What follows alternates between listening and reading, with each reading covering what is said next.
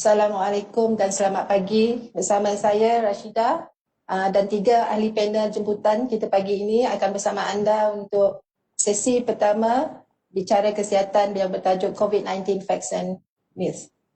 Untuk makluman semua, siri bicara kesihatan atau Health Talk Series Hits merupakan satu inisiatif unit korporat dan penerbitan FPSK di bawah Timbalan Dekan Hubungan Industri dan Masyarakat. Lanjutan daripada siri pertama ini, kami akan membawa banyak lagi topik-topik kesihatan pada siri-siri yang akan datang pada tahun hadapan. Untuk makluman semua, siri pertama ini boleh diikuti juga di FB dan YouTube Live Fakulti dan juga Unimas. Sebarang pertanyaan boleh anda majukan dengan menghantar soalan menerusi FB dan YouTube Live kami nanti. Berbalik kepada topik kita bicara kesihatan kita pada pagi ini, COVID-19 Facts and Myths. Negara kita telah dilanda wabak ini seawal hujung tahun lepas, memaksa kita untuk mengamalkan norma baru dalam kehidupan harian. Dan seterusnya pada pertengahan tahun ini di mana pihak KPT telah mengarah untuk menghantar pelajar-pelajar di kampus FPDA untuk kembali ke rumah masing-masing. Ini bagi menyekat penularan COVID-19 dalam kalangan pelajar di IPT. Jadi pihak Unimas tidak terkecuali dengan urusan penghantaran kembali pelajar ke IPT. Bagi membicarakan topik hari ini dengan lebih lanjut bersama kita 3 panel, iaitu suka saya perkenalkan di sebelah kanan saya adalah Profesor Datuk Muhammad Fadzil Abdul Rahman, penolong Naib Chancellor Kepimpinan dan Pembangunan dan merupakan pengerusi Jawatankuasa COVID-19 Unimas, yang akan berbicara tentang COVID-19 dari perspektif Unimas. Apa khabar Datuk? Ya, Alhamdulillah, baik. Terima kasih. Terima kasih kerana dapat meluangkan masa bersama kami pada hari ini. Okey, panel kedua kita yang adalah Profesor Datuk Andrew Q. Dawi Anak Usuh, seorang Profesor Kesihatan Awam berkepakaran dalam bidang epidemiologi daripada Jabatan Komuniti Perubatan dan Kesihatan Awam Unimas dan juga merupakan konsultan epidemiologi dengan Jawatankuasa Pengurusan Bencana Sarawak. Beliau akan bersiaran secara online untuk tajuk COVID-19 dari perspektif kesihatan awam. Panel kita yang ketiga pada pagi ini adalah Prof. Madya Dr. Chai TC, merupakan Ketua Jabatan Perubatan, Fakulti Perubatan dan Kesihatan Unimas. Beliau berpakaian dalam perubatan respiratory. Beliau juga akan bersiaran secara online daripada KL dengan tajuk COVID-19 daripada perspektif rawatan. Jadi bagi memulakan sesi bicara topik kita pagi ini, saya menjemput Prof. Datuk Andrew Q untuk berbicara tentang COVID-19 daripada perspektif kesihatan awam. Datuk Andrew, if you are ready, we can start now.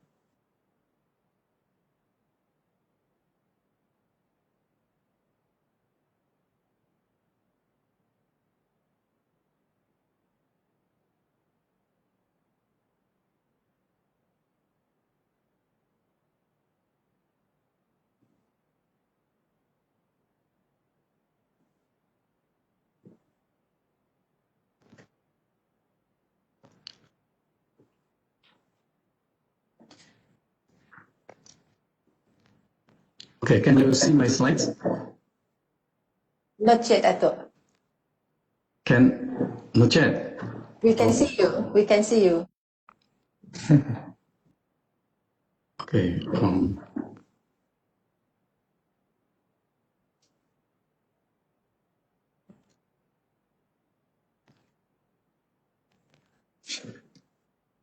But now, can you see my slides? Yes. Okay. Yeah, okay. So, good morning, Rashida, and good morning, Prof. Fadil. What I'm going to do this morning is to share a bit about the science behind public health control of COVID-19. The objective of my sharing this morning will be to explain some of the science that guide the public health management of COVID-19 pandemic. Actually, science have known quite a lot about COVID-19 already. Specifically, we know the virus that causes it. People have even sequenced the full sequence of the virus. We know how it spreads to human population. We know how to fight it, how to treat it, and how to minimize the death rate from it.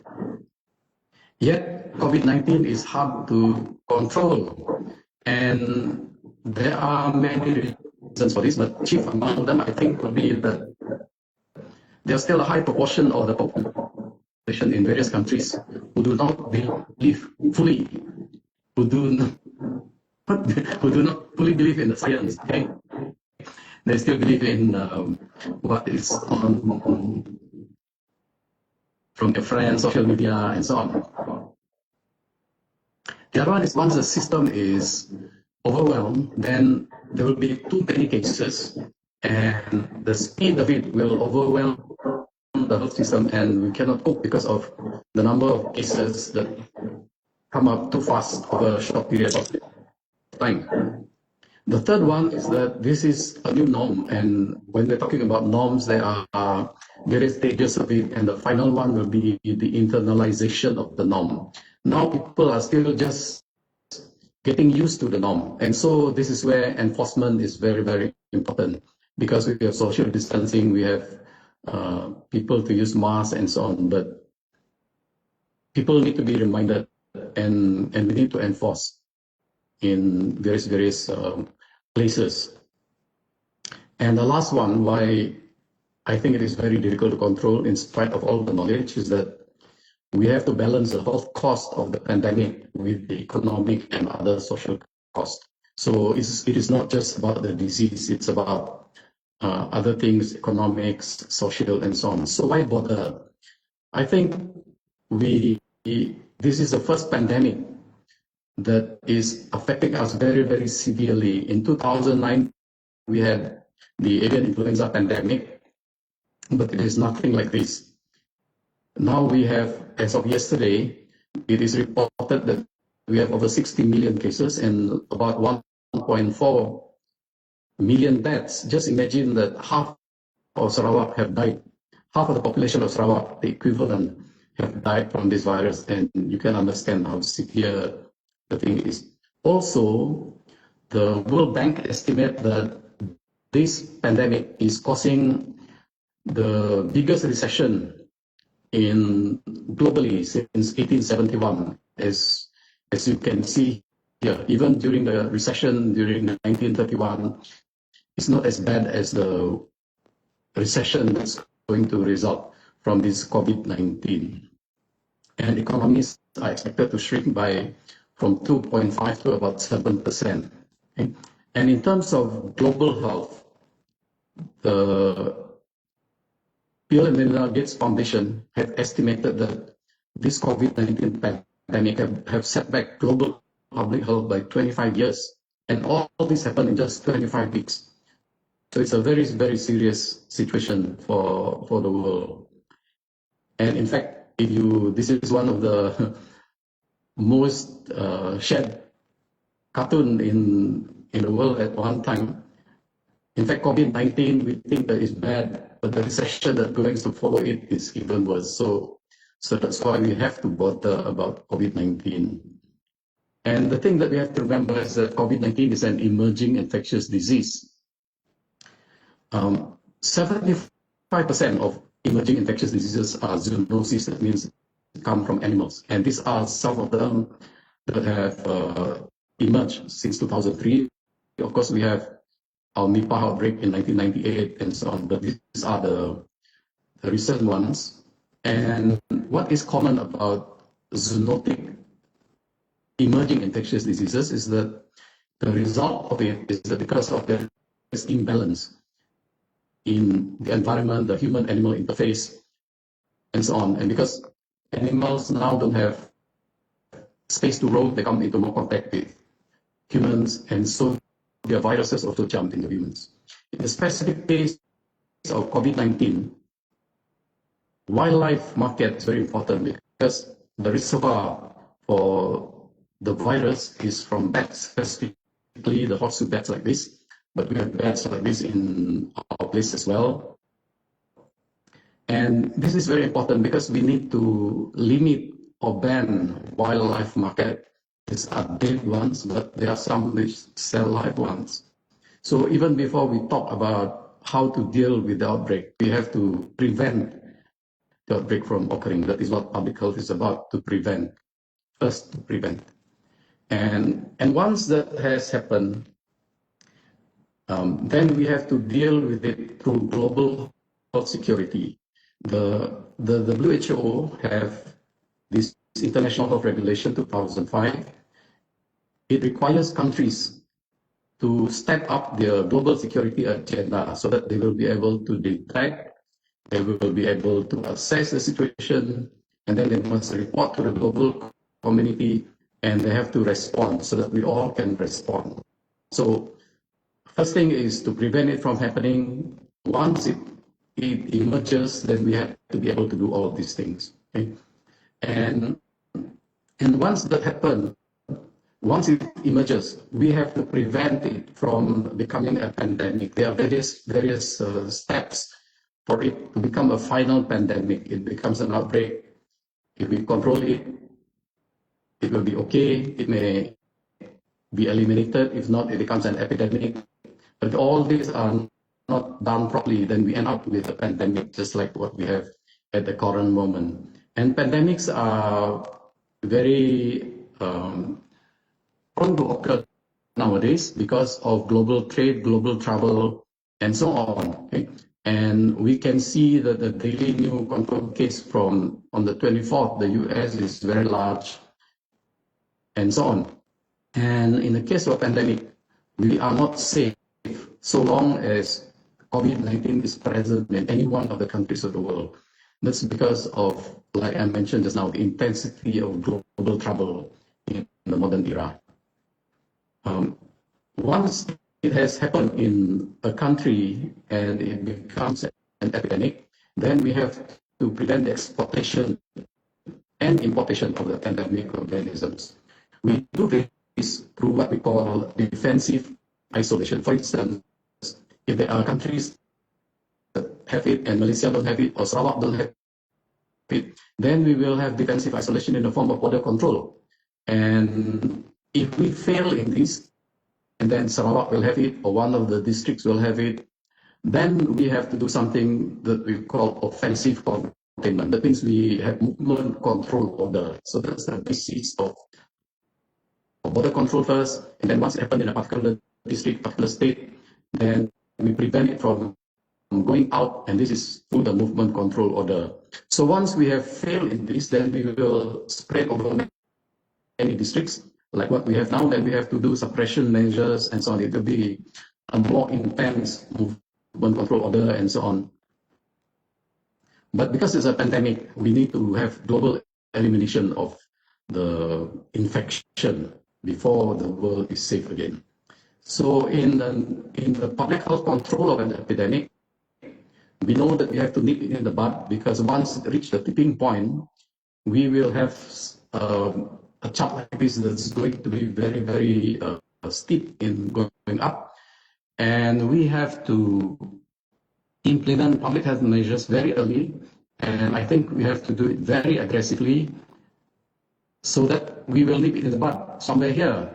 The irony of this is that if those steps are successful, then critics will say, see, I told you, you don't need all those things. So public health is like that. Once you're successful, then people think that you are over-aggressive. Okay, that's the irony of it. And then it will take time, because to bend the curve, and in fact for us, we flatten the curve, but we didn't manage to bend it like this. In fact, it's going up again now. And the danger of this is that you see our positivity rate of the test is still high. We would like it to be 2 to 3%. That means that we are doing enough testing, because in cases like this, it means that we may have more cases undetected out there because we don't do enough testing. So why does SARS-CoV-2, the present COVID-19, spread faster and it spreads to the whole world compared to SARS-CoV-1 in 2003?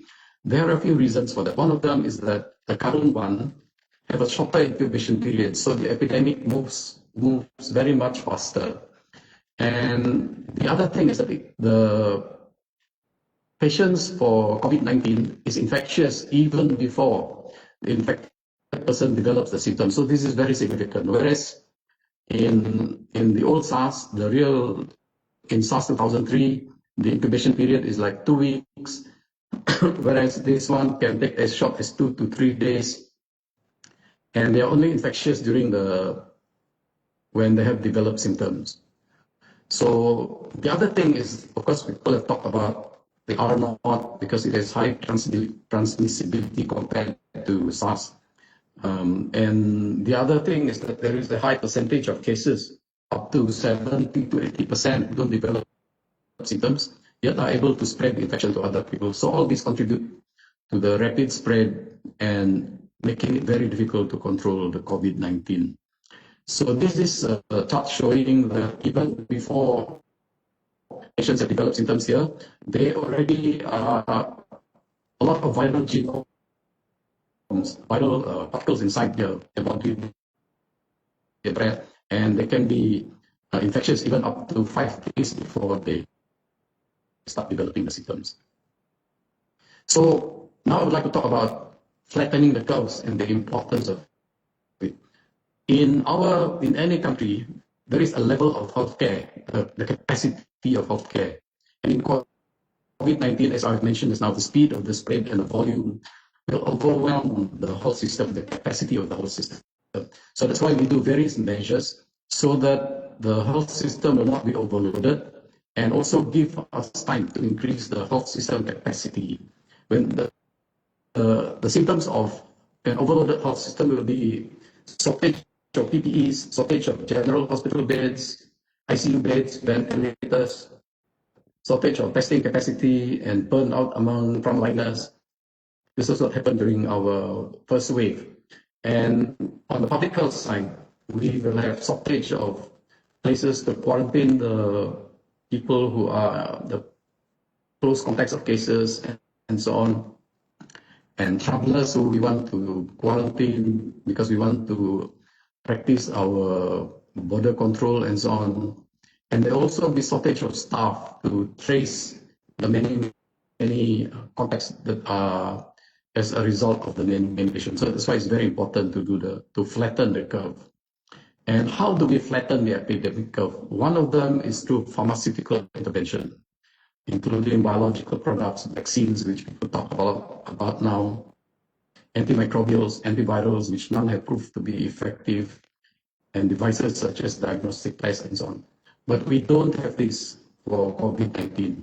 So because we don't have these vaccines, even though people talk about it, I think practical purposes, we will not have it probably until middle of next year and so on. So because we don't have the medical or pharmaceutical interventions, what next that we do is using the non-pharmaceutical interventions. And the objectives of these, one of them is to limit international spread of the virus. That means through travel screening, travel restriction that we are doing. The other one is to reduce the spread within national and local populations. We have isolation of cases and treatment of ill persons. We monitor and quarantine exposed people. We ask people to practice social distancing and so on, and cancellation of mass gathering, closure of schools and so on. And on a more private level, hand hygiene, wearing of face masks, and we need to communicate all this to the public. So some of these non-pharmaceutical interventions, these are the public health interventions. Some of them are compulsory and it's underwritten by public health law and so on. For instance, closure of various services, quarantine, restriction of movement. Some are voluntary, for instance, disinfection of hands and surfaces, using of masks and so on. So this is the one where we need to enforce, even though it's voluntary. We need people to practice this, and the only way is to have enforcement of this. So short form of all the non-pharmaceutical interventions are the famous 3 C's: avoid crowded places, avoid close contacts, and avoid confined and closed spaces and so on. And to practice the 4 W's, to wash your hands, wear masks, and be aware of the warnings. But there are many other interpretations of the 4 W's depending on which country you are in. This is the one that Malaysia follows. And we need to operationalize the non-pharmaceutical interventions. These are done through alert levels. For instance, like New Zealand, they have 4 alert levels and so on. Malaysia use color coding system, red, orange, yellow, green, and so on. And the other operationalization of the non-pharmaceutical interventions will be like this. These are the standard operating procedures of various facilities if we want to open them, for instance. But there are characteristics of SARS-CoV-2 which make it possible to prevent its transmission through the non-LPI. Even though it's very small, imagine that the diameter of a human hair can contain 400 to 1,000 particles, and even the respiratory droplets, they contain a lot of viral particles. But we are very lucky because even though they are very small, they are able to be controlled. The transmission is able to be controlled through face masks. For instance, the familiar 3-ply surgical mask, and this one here. So they have arranged them in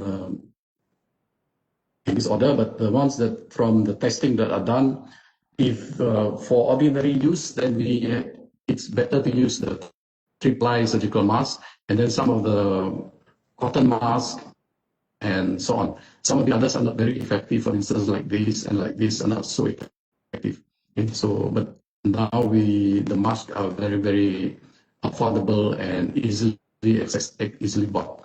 The other thing is that even though the virus, once it gets into our body and get into our system, attached to cells and so on, they are vulnerable in the sense that their lipid coat can be broken by soap. And once the coat is broken, then they become disabled. They are disrupted and so on, and they will die. Okay, so that's the thing. And so hand washing is very important. Of course, you need to wash your hands properly, and it needs 20 seconds for it to work long enough to kill the viruses. And there are other ways to destroy the virus apart from soap and water. Alcohol sanitizer, we know, bleach solution, and hydrogen peroxide for disinfecting surfaces and so on. How do we prevent the transmission to protect ourselves from getting infected? There is a very, this one was viral many times, this particular blog that was done by Perry Bromage. He went through various articles and many articles and said that from his research that we need about 1,000 viral particles in order to get infected. This can happen from one cough, somebody coughing to you, you get more than this, or you can have 100 through 10 breaths or 10 particles with 100 breaths, and so on. So that's why his formula is your exposure to the virus, not just exposure, but also the time of how long you're exposed. And from what he mentioned, that when somebody cough or sneeze into you, you're unprotected, they will produce 200 million virus particles. And just imagine this, and one sneeze, one cough will be enough to cause infection. Whereas if you're sitting with somebody who is just breathing quietly, not talking, it will take 30 minutes for you to get infected if the person has infection. But once somebody is talking and singing karaoke and whatever, then 5 minutes will be enough. Okay, so these are the things. So that's why we need the 3 C's and so on that was just now. So some activities. So it's just not just distance, how far you are from the person, how long you are with the person, what is the activity and what is the environment like. So based on those, they can rank from the lowest risk to the highest risk. And of course, bars and karaoke centers, those are high risk because you don't use masks, you will be singing loudly, you'll not be able to practice social distancing and so on once you're in that kind of environment. And it is important to wash hands as well because it has been shown that the virus will last on surfaces for up to days and so on. And in the is 8 hours, but in the air, when somebody sneezes, when somebody cough, then it will last for 3 hours. That's why wearing a mask is very important, and that's why it is safer to be where the environment is having natural ventilation compared to a place where there is closed ventilation and so on. But people are human creatures, human are social creatures, so we need to live with people and so on. So that's why this concept of family bubbles come in. You have people who are with you, and when you're with them, you're safe. You don't need to wear masks. And later on, you can have an extended bubble with maybe with your neighbor and so on. For those who are, especially for those overseas, for instance, who are living alone and so on. So they need these extended bubbles. Otherwise, they'll have psychological and mental problems and so on. The other thing is, with all these things, we need testing, because with all the NPI, we need to be able to test people, isolate them, trace and quarantine the context. And of course, you have heard the WHO, their mantra is the test. That means they advocate mass testing. But very few countries can afford mass testing. Maybe China can, but very few other countries can.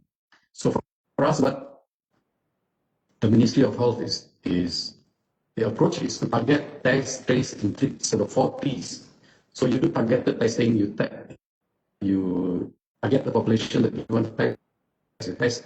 Once they're positive, you trace, and then you trace and you treat and isolate and so on. So this is the alternative to mass testing and so on. So people have done statistics and graphics about how many tests are done per 1,000 people. Of course, Singapore have done so much more than us, but we're not doing too badly, and so on. But the other thing that you need to balance with this is how many % of the tests are positive, as we showed just now. Currently, we are probably 3 to 5%. We want to be probably lower than that. And this is the share of COVID-19 tests that are positive, for instance. You can see maybe we are around here. We want to be in this blue zone here. It's like Australia, New Zealand, South Korea here, and Singapore at the bottom here. This is the last set of my slides. The importance of forward and backward contact tracing is very important when we do contact tracing, that we are not only looking at who the case could have spread it to, but we look back and see where the case come from, because 80% of the cases are transmitted just from 20% of the people who are infectious. So that's why it's very important to look back and see who is this index case. Because sometimes we think that we have found the index case, but it's not, because it's really this one here, the primary case. Okay. So what I've shared with you is that this is an emerging infectious disease. We need the balanced animal and environment interface. It will, if we don't control it well, become a pandemic. Once a pandemic happens, what do we do for our country, for our state, for our district, and so on? And why we should bother? Because it's cost a lot. And how we do it is through pharmaceutical intervention, which we hope vaccines will come soon. And non-pharmaceutical interventions have shown to be effective. And we are doing targeted testing, forward contact tracing, and so on. So that's what I have to share with you this morning. Thank you. So back to you, Rashidah. Okey, terima kasih kepada Datuk Andrew dengan penjelasan tentang bagaimana penyebaran virus COVID itu sendiri telah berlaku, dan kita sekarang ni berdepan dengan satu benda yang kita tidak nampak, dan menjadi penyebarannya meluas dan agak sukar untuk dikawal. Sekiranya kita sebagai masyarakat umum tidak memainkan peranan yang penting dan mematuhi SOP yang telah ditetapkan oleh kerajaan. Okay. Bagi meneruskan sesi kita pagi ini, kita mengucapkan terima kasih kepada seorang pelajar kita yang merupakan juga bekas ex-COVID patient yang telah yang merupakan pelajar pertama yang dijangkiti COVID, yang yang daripada mendapat jangkitan daripada kes pertama melibatkan staf Minimas. Jadi bagi meneruskan sesi kita akan saksikan video perkongsian pelajar berikut.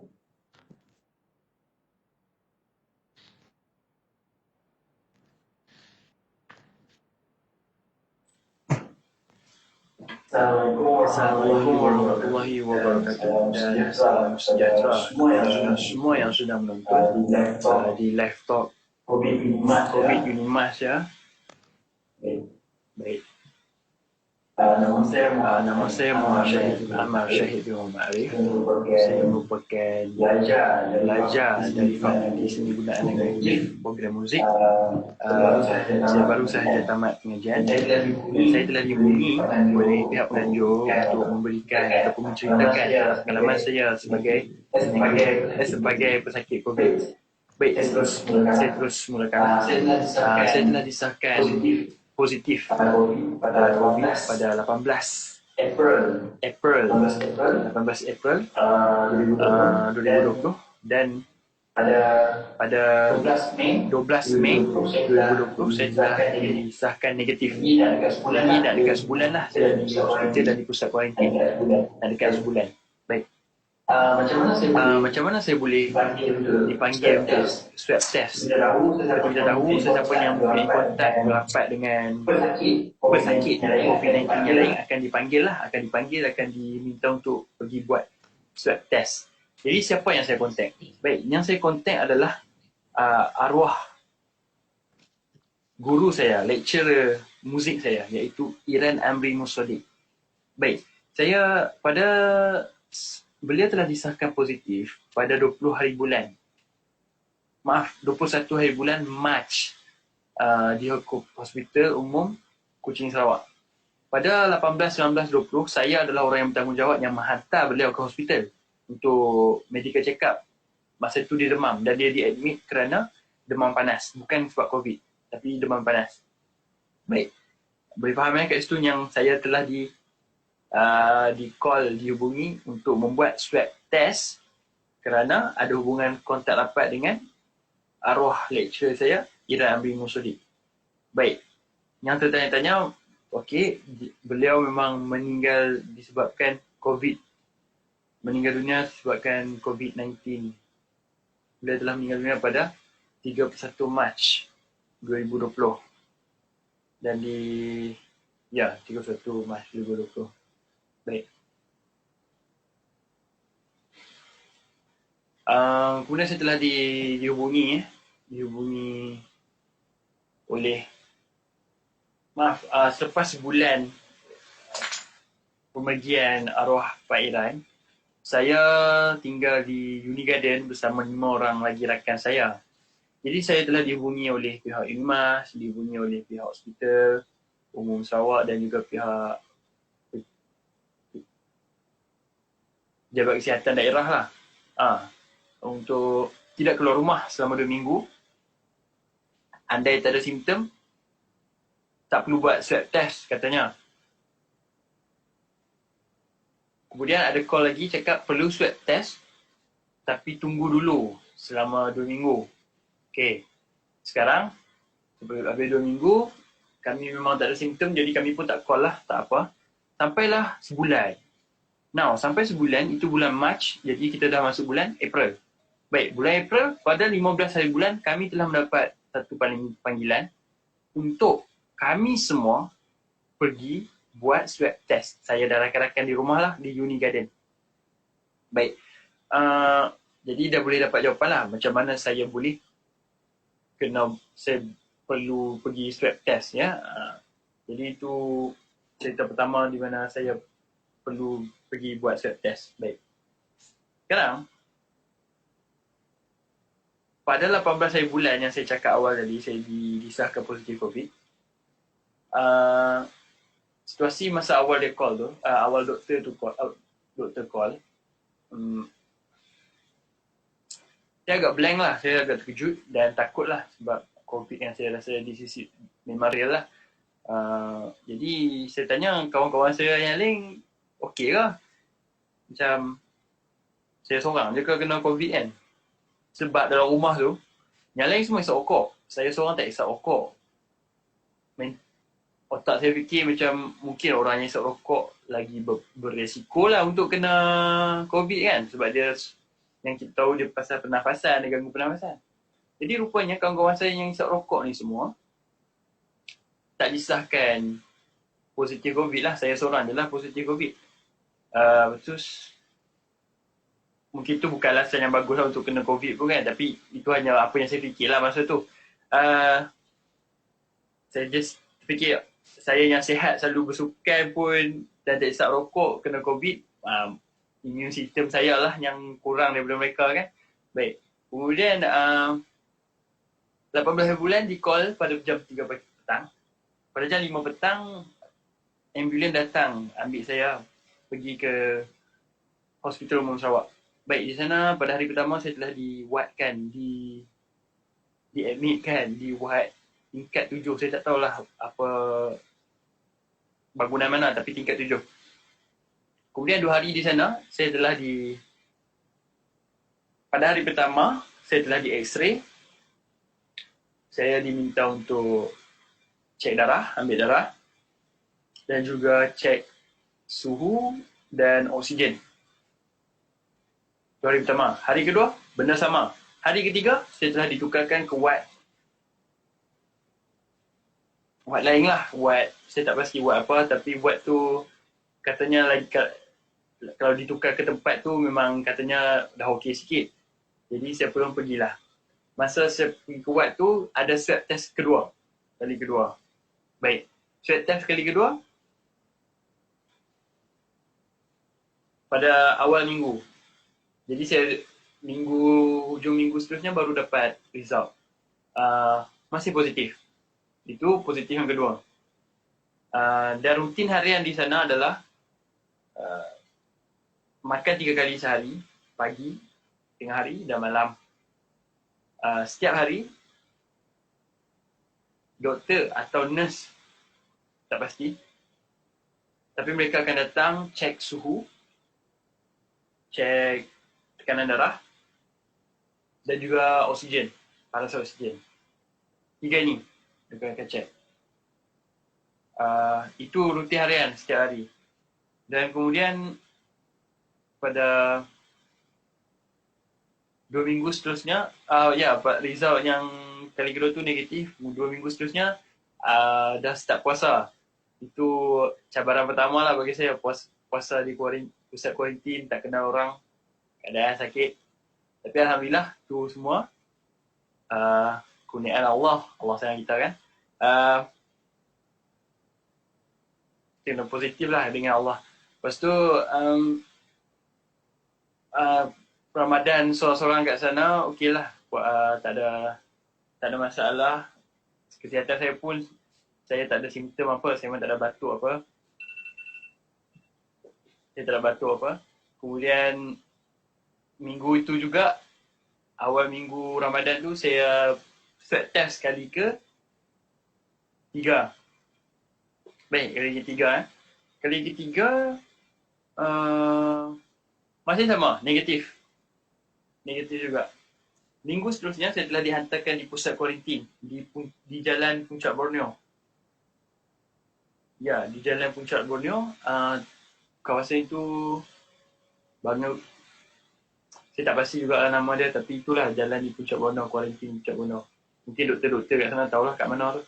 Lepas tu, lepas itu di sana bilik ditempatkan 2 orang lah, saya dengan seorang lagi pesakit.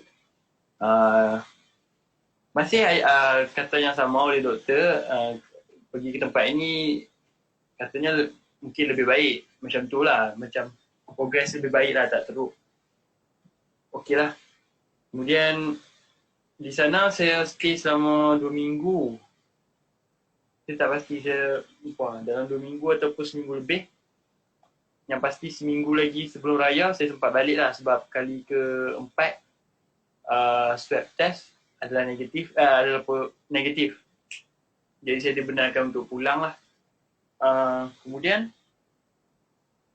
saya dibenarkan balik, namun di balik tu tak semestinya bebas keluar living room ke, nak pergi jalan-jalan, tak. Saya diarahkan untuk berkurung di bilik sahaja selama 2 minggu. Dan saya buatlah 2 minggu. Kawan-kawan pun tak ada masalah, dia orang okey je. Jadi saya stay selama 2 minggu. Baik, itu saja secara langsung perjalanan saya sebagai pesakit COVID. Apa yang menarik kat sini, satu je. Saya tak ada simptom langsung dari awal sampai alhamdulillah sampai sekarang. Tak ada satu pun simptom. Saya batuk, saya demam, saya apa lagi sesama, tak silap sesama, saya sesak nafas, saya tak dapat rasa muka saya. Itu antara simptom-simptomnya. Tapi satu pun saya tak ada. Itu yang menarik bagi saya lah. Jadi, dan untuk pengetahuan semua, sepanjang saya di pusat kuarantin, saya ada bercakap dengan beberapa pesakit yang lain. Dan kebanyakannya juga memang macam tu. Mereka pun positif sampai 5-6 kali, tapi tak ada penyakit. Menakutkanlah macam mana kalau dia jumpa orang-orang ini ada di luar sekarang dan mereka tak tahu mereka positif, tapi mereka telah membawa virus itu kepada orang lain, dan orang lain tu dapat virus tu juga dan orang lain tu sakit. Jadi kami ni mungkin carrier kan, yang tak sakit tapi ada virus tu. Itu sangat berbahaya lah. Jadi itu sajalah perkongsian saya tentang COVID-19 yang saya lalui sepanjang inilah. Agak sukar untuk saya point out apa lagi yang penting, yang tak penting untuk saya kongsikan sebab ini pre-record, agak sukar untuk saya. Jadi saya harap perkongsian saya ini dapat memberi sedikit sebanyak informasi lah tentang kejadian saya, apa orang cakap, pengalaman saya sepanjang menjadi pesakit COVID ini. Mungkin pesanan saya untuk semua,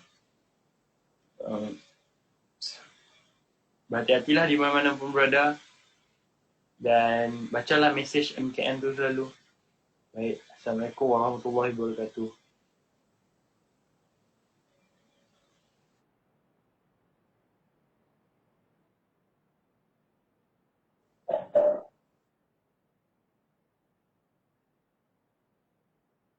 Okey, terima kasih kepada adik Amar tadi dengan perkongsian dia. Sungguh menarik. Dia menyatakan bahawa dia langsung dia Datuk tak pernah ada simptom pun. And then tiba-tiba because dia ada kontak dengan Pak Iran, orang Pak Iran, dan didapati dia pun mendapat jangkitan COVID itu sendiri. So daripada sini saya nak reflect daripada video tadi tu, macam mana Unimas pertama kalinya mendapat tahu bahawa ada seorang staf yang mengalami jangkitan dan telah meninggal, dan didapati seorang pula pelajar mengalami jangkitan yang sama. Terima kasih Puan Rashidah. Bismillahirrahmanirrahim. Assalamualaikum warahmatullahi wabarakatuh. Alhamdulillahirrahmanirrahim. Wassalatu wassalamu ala rasulillah wa ala alihi wa sahbihi wa mawalah. Saya sebenarnya di kalangan panel-panel yang ada ni, saya bukan expert. Kita ada Datuk Andrew dan juga seorang Profesor Madya yang merupakan pakar dalam bidang public health dan boleh memberikan gambaran yang lebih mendalam mengenai penyakit itu sendiri. Tetapi kapasiti saya di Unimas pada waktu ini adalah saya dibertanggungjawabkan untuk menjadi pengurusi kepada jawatan kuasa COVID-19. Dan ini bukanlah satu tugas yang amat mudah lah. Kerana apabila kita terpaksa menghadapi manusia. Jadi saya nak start off saya punya perkongsian ini. Pertama, sebenarnya dalam keadaan pada waktu ini, satu soalan yang mungkin saya boleh lontarkan balik, are we managing human or are we managing COVID itself? Actually, we are managing human. Sebenarnya pada waktu ini, kita sebenarnya sedang menguruskan manusia terlebih dahulu. Kalau kita uruskan manusia dengan baik, maka COVID itu automatically akan hilang. Kalau kita manage COVID, tapi manusia itu masih attitude-nya begitu, dia akan kekal selama-lamanya begitu. Kerana apa? Kerana kalau kita dengar daripada apa yang disebut oleh Datuk Andrew dan juga pakar-pakar lain sebelum ini, isunya adalah to break the chain. untuk memutuskan rantaian. Dan rantaian itu boleh diteruskan atau disambung sepanjang-panjangnya sekiranya manusia tidak break the chain. It's not COVID. COVID itu tidak ada masalah, dia memang hidup. Selagi kita ada ruang, beri ruang untuk dia hidup, dia akan hidup. Jadi isu yang dibangkitkan pada waktu ini, apabila saya diminta untuk menguruskan isu-isu COVID berkaitan dengan universiti, of course, saya ada bersama-sama dengan saya pakar-pakar yang akan memberikan nasihat dan juga pihak-pihak lain dalam jawatan kuasa itu memberikan pandangan dan sebagainya.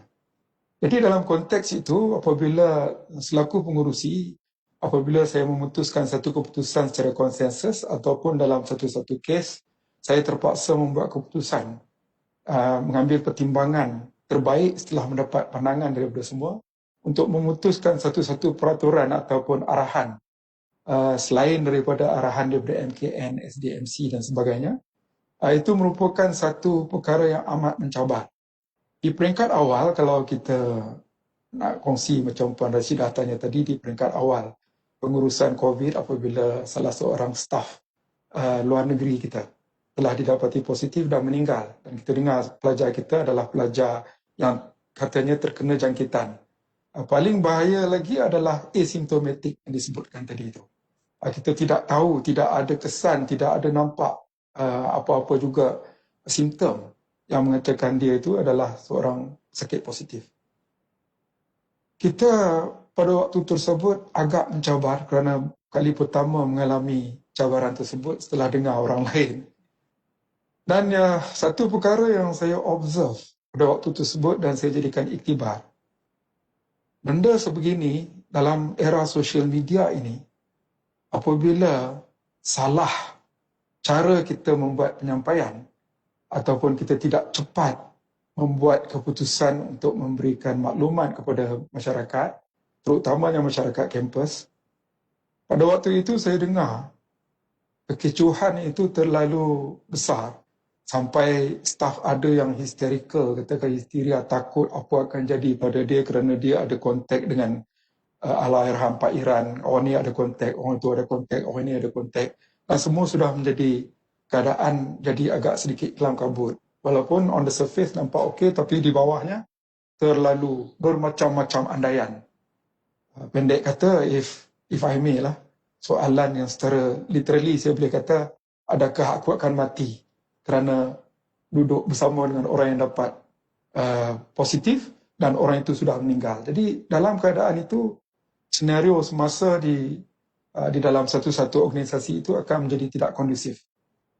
Jadi peranan saya pada waktu ini adalah untuk memastikan bahawa sekiranya ada apa-apa berlaku di UNIMAS, pertama kita mesti tangani isu itu dengan baik, dan kedua, isunya pula citizen ataupun warga UNIMAS ataupun warga luar tidak sabar-sabar untuk mengetahui satu-satu perkara itu dan hebahkan sebelum sempat kita membuat apa-apa keputusan.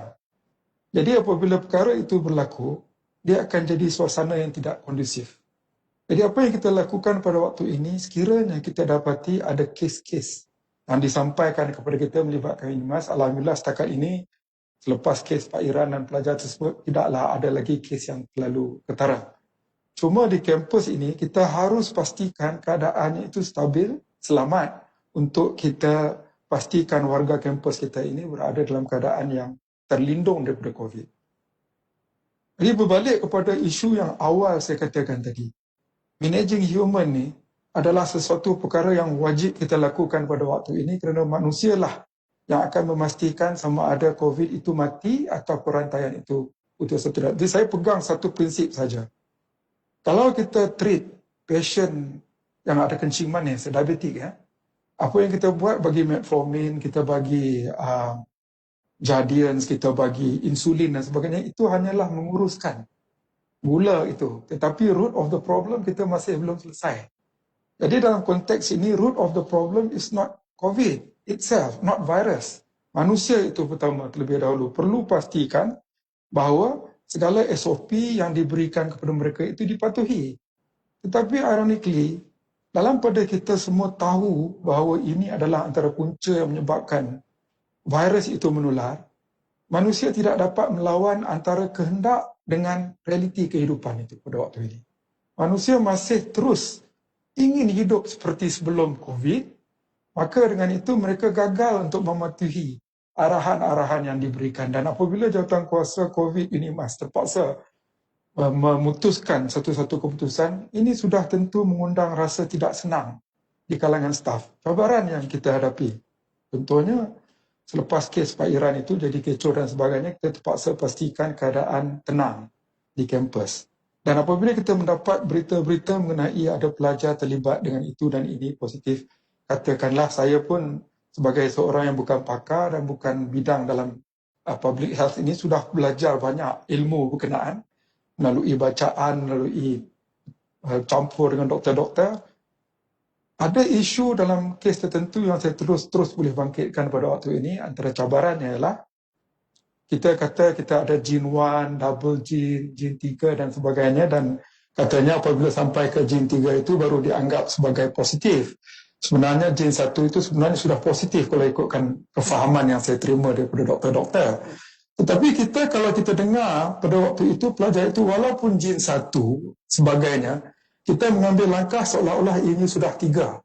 Bukan exaggerate, tetapi precaution itu adalah sesuatu kaedah yang jauh lebih baik daripada kita menunggu untuk mendapat result sama ada dia sampai gene 2, gene 3 dan sebagainya. Jadi kita mengambil pendekatan, bila kita dengar bahawa baru gene, single gene katakan, kita treat dia sebagai seolah-olah gene 3 sudah. Tetapi kita lakukan itu dalam keadaan tidak perlu dihebahkan kepada orang ramai. Malangnya apabila satu perkara itu terbocor, belum sempat kita kata apakan lagi sudah diviralkan, ada pelajar yang positif. Jadi bila kita tidak transparent, kita dianggap sebagai menyembunyikan fakta. But when we are trying to be very fair and transparent, akibatnya akan jadi lebih buruk. Maka kita tidak ada pilihan, terpaksa ada kalanya simpan dahulu makluman tersebut dan melihat progres kepada satu-satu kes. Tetapi malangnya hari ini orang tak sabar. Orang dah tak sabar dan orang terus nak, kalau boleh nak siapa dulu yang viralkan, dialah yang akan menjadi orang yang hebat. Jadi kita menghadapi cabaran-cabaran itu sepanjang kita menguruskan. Jadi apabila kita diberi tanggungjawab untuk menguruskan, saya memegang, sekali lagi saya patah balik juga apa yang saya kata, pusing lagi. Saya menguruskan manusia sekarang pada waktu ini. Manusia pula, apabila pada waktu ini ada satu term dikatakan kita jaga kita, mereka menganggap bahawa kita jaga kita tu apabila bersama dengan rakan-rakan, semuanya adalah clear daripada COVID. Mereka menganggap bahawa kita sama kita semuanya negatif. Tetapi yang sebenarnya bagi saya, istilah kita itu menunjukkan lebih daripada seorang. Tetapi yang dimaksudkan kita itu adalah kita sendirilah, jiwa kita. Tetapi bila disebutkan kita anggap kita duduk di pejabat ni boleh duduk di pantry bersama-sama kerana kita anggap kita semua negatif. Padahal kita tidak tahu bahawa ada di kalangan kita sebenarnya mempunyai simptom, tidak ada simptom tetapi mempunyai masalah dengan positif.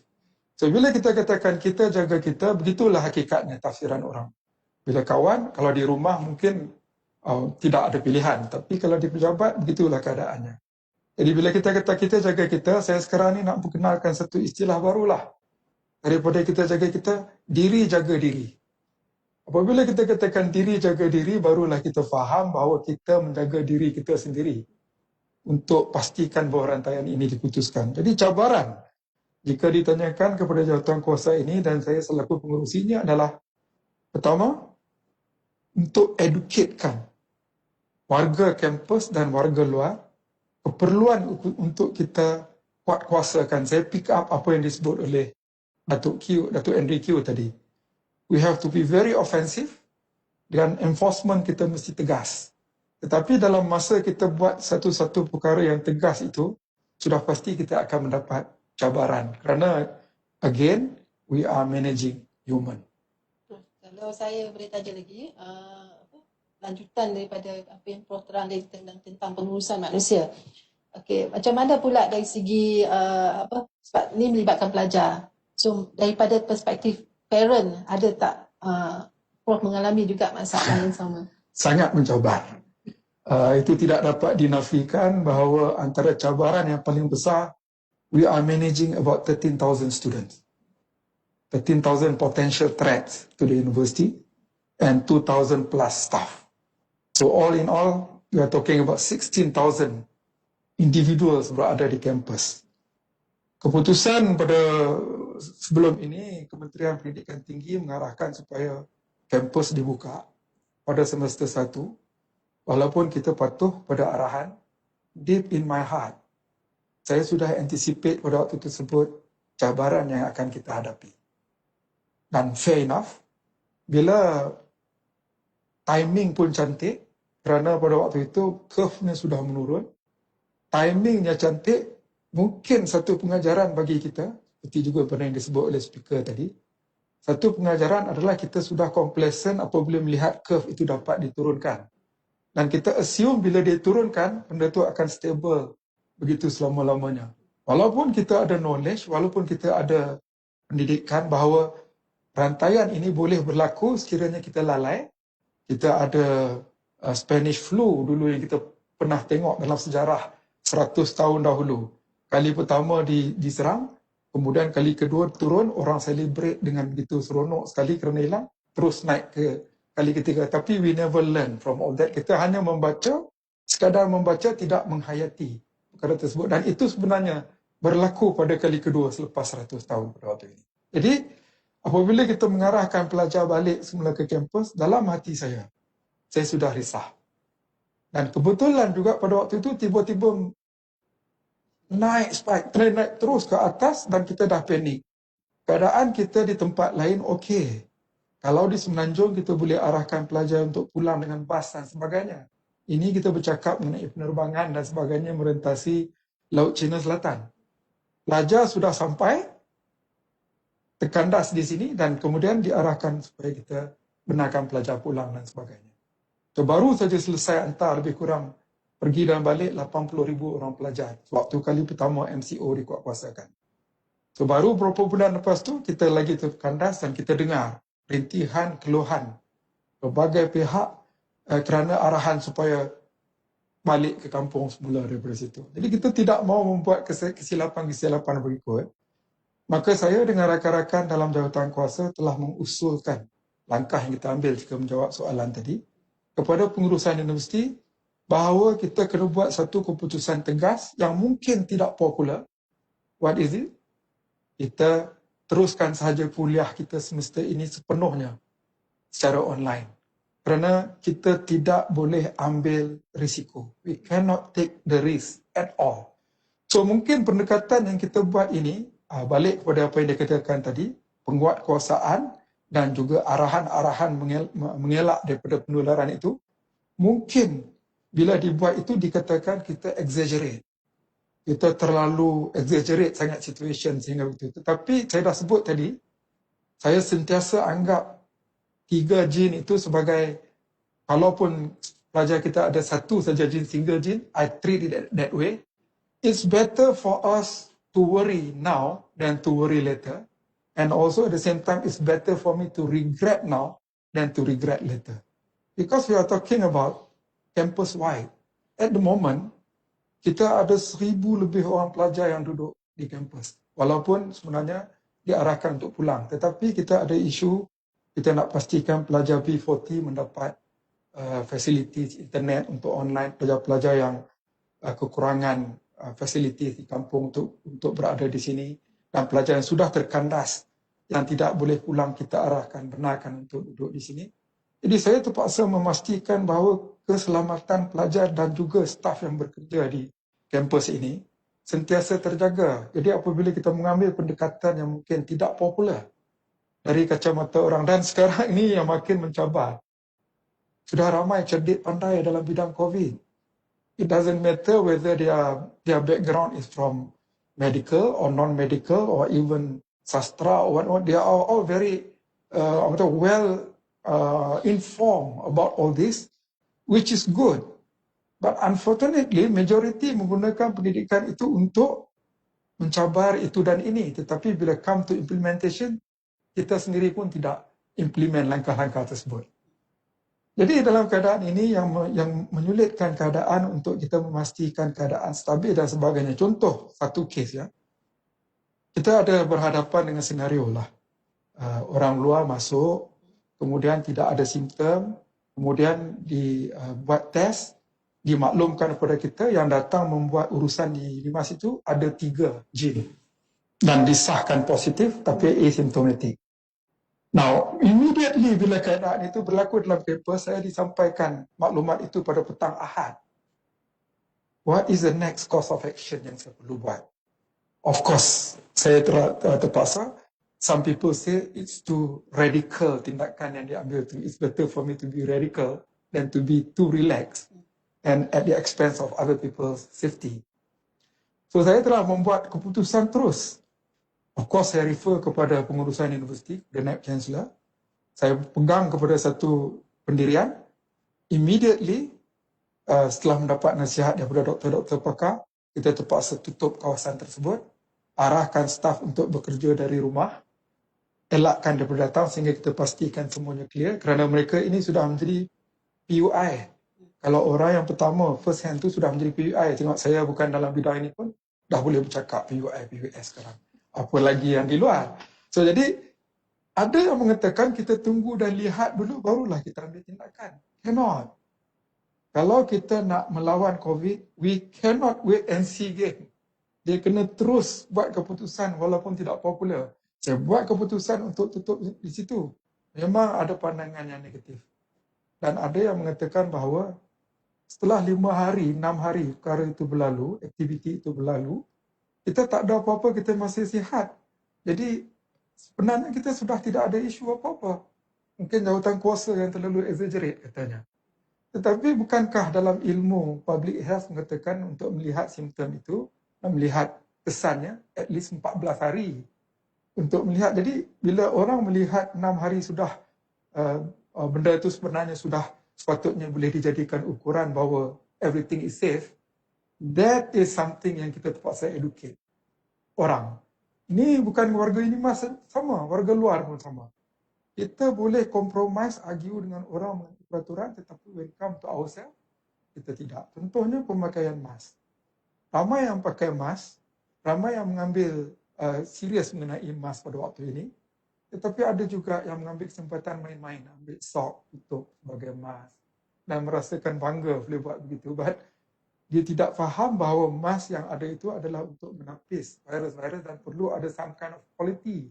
Tetapi mereka anggap bila ada boleh buat design itu dan ini pakai, sekarang ni sudah menjadi satu bisnes yang lukratif di luar sana untuk buat mask.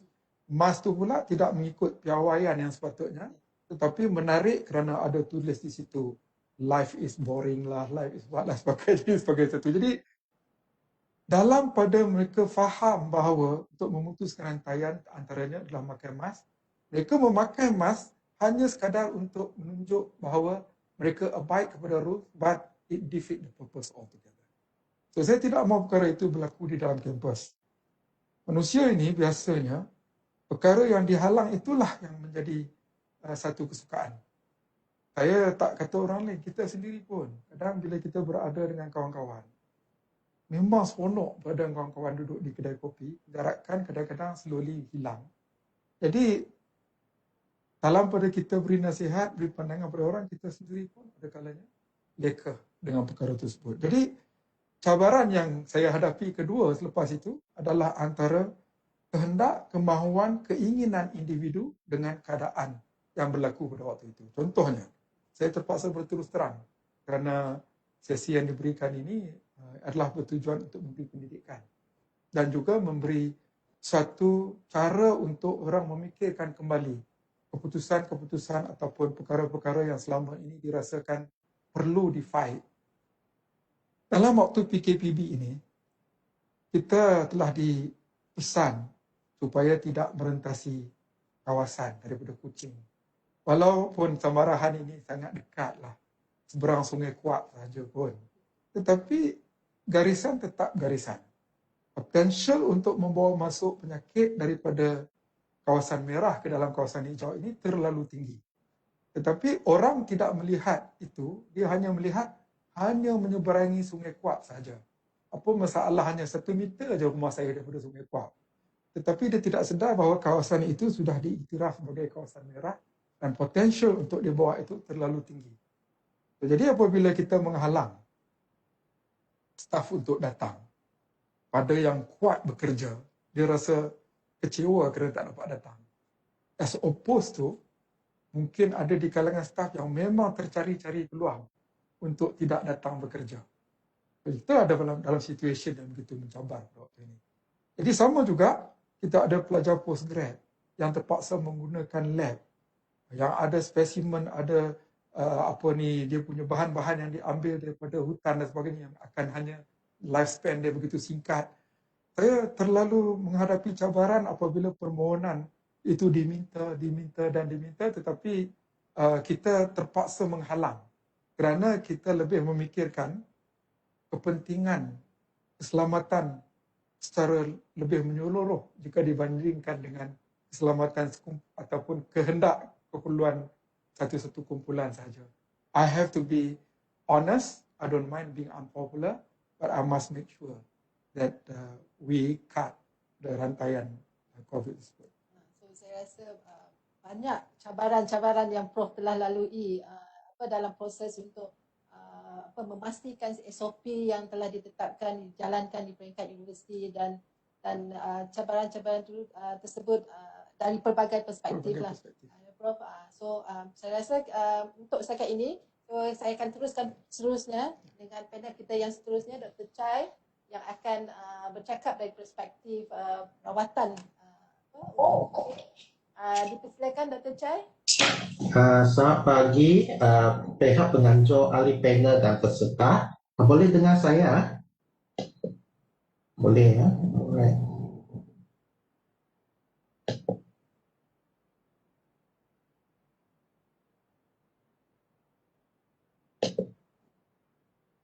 Okay. Jadi boleh saya mulakan? Okay. Hari ini saya akan membuat perkongsian berkaitan dengan rawatan COVID-19. Right? Okay. Pertama sekali, apabila virus COVID-19 memasuki tubuh mangsa melalui salur pernafasan.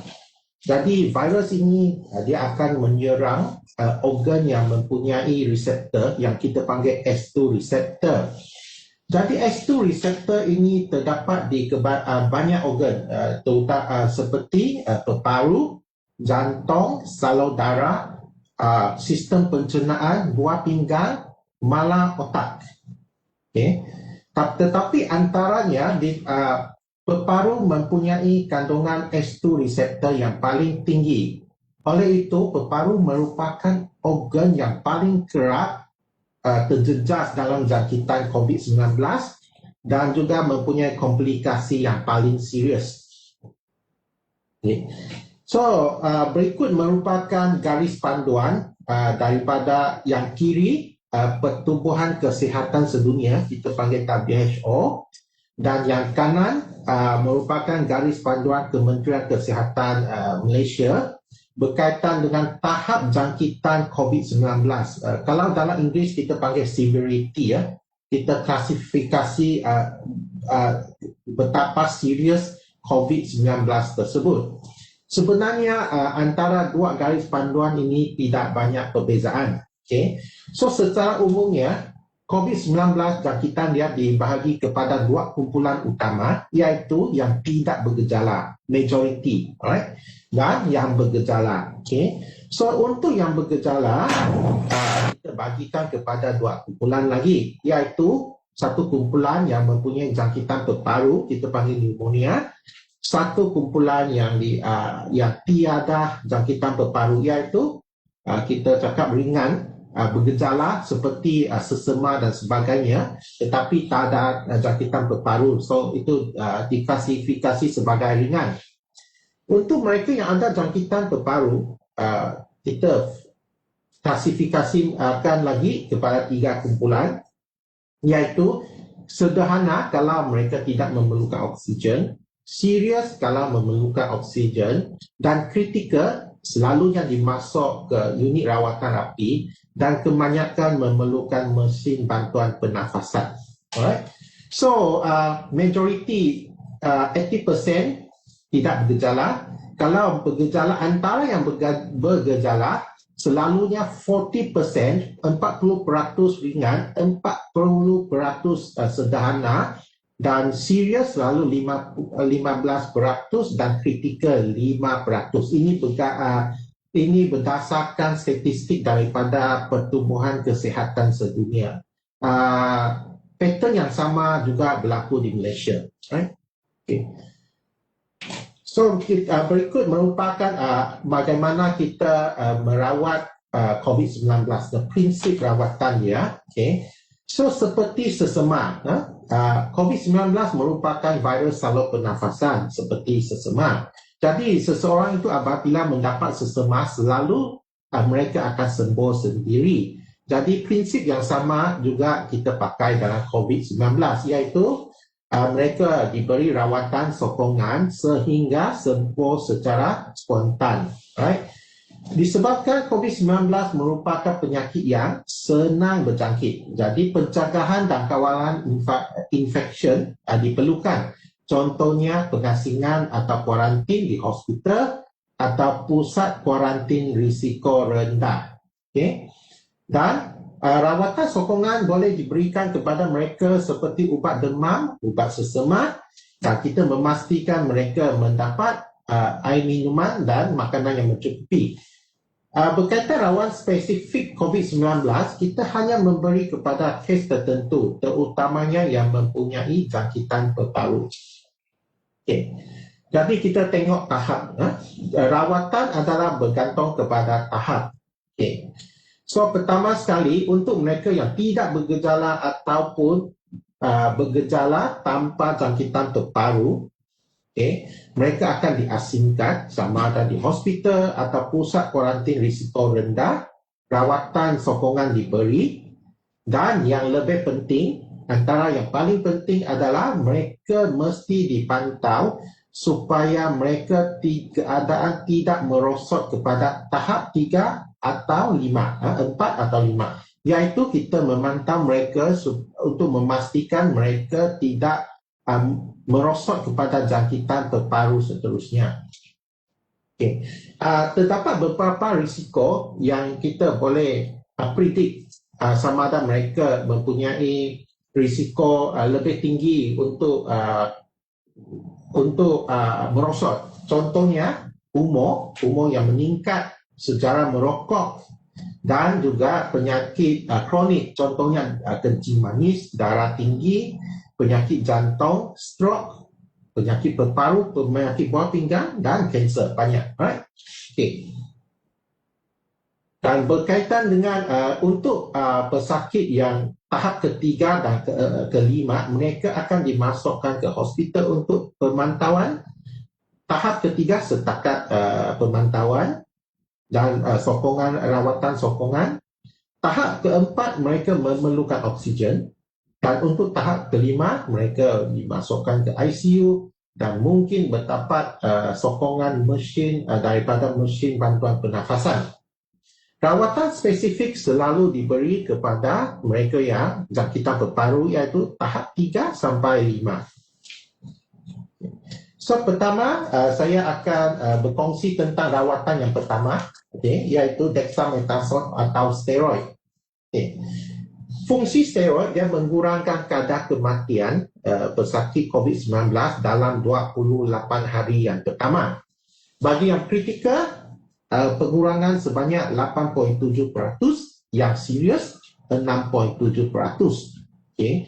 Yang selainnya bermaksud yang lebih ringan, pemberian steroid sebenarnya meningkatkan kadar kematian sebanyak 3.9%.